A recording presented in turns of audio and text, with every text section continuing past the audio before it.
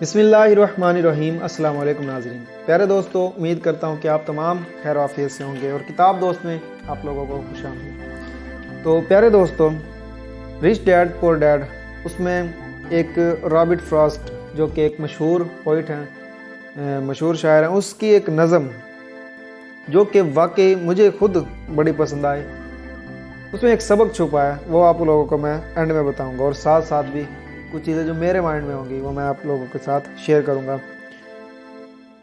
नज़म कुछ यूँ है, रास्ता जो अपनाया ना गया, ये उसका नाम है, टॉपिक है, इस नाम से वो नज़म है। अब नज़म ऐसे है कि एक रुपीले जंगल में दो रास्ते मुख्तलिफ सिमतों में जाते थे। अफसोस मैं दोनों पर सफ़र ना कर सकता था। मैं अकेला मुसाफिर था, देर तक इसी सोच में गर्क रहा। एक रास्ते पर दूर तक निगाह की, वहाँ तक जहाँ तक आगे जाके ये मुड़कर नज़रों से ओझल हो गया। फिर मैं दूसरे रास्ते पर रवाना हो गया। गालबन ये रास्ता मेरी तवज्जो का ज़्यादा तालिब था, क्योंकि इस पर घास उगी हुई थी और कदमों के निशानात भी न थे।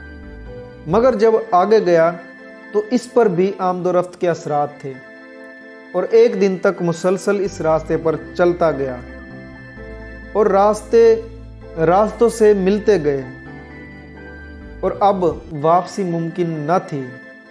एक मुद्दत के बाद आह भरकर मैं ये कहूँगा कि जंगल में दो रास्ते थे और मैं एक रास्ते पर चला जिस पर आमदोरफ्त बहुत कम थी और सिर्फ इंतखाब से मेरी ज़िंदगी पर अहम असरात मुरतब हुए।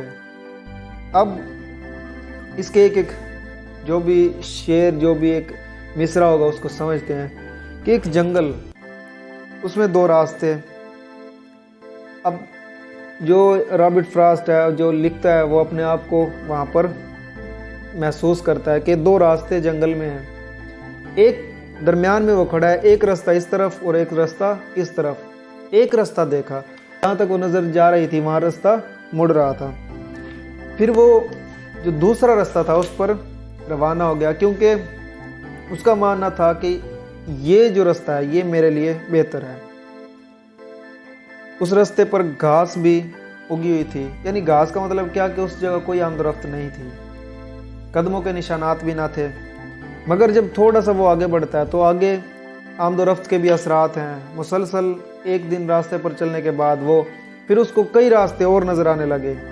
अब इतने रास्ते उसको नज़र आने लग गए थे कि वापसी का कोई उसका इरादा ना था, वापसी मुमकिन ही ना थी।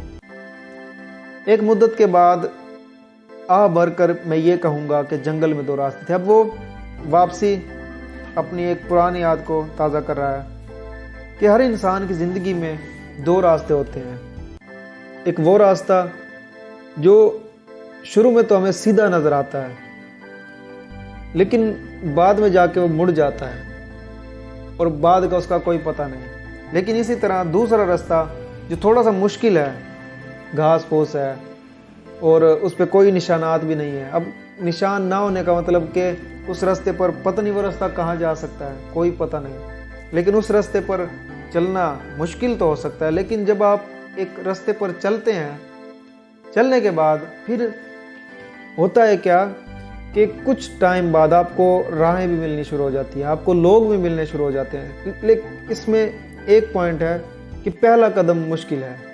वो पहला कदम उठ गया, फिर उसके बाद वो रास्ते से रास्ता निकलता आएगा।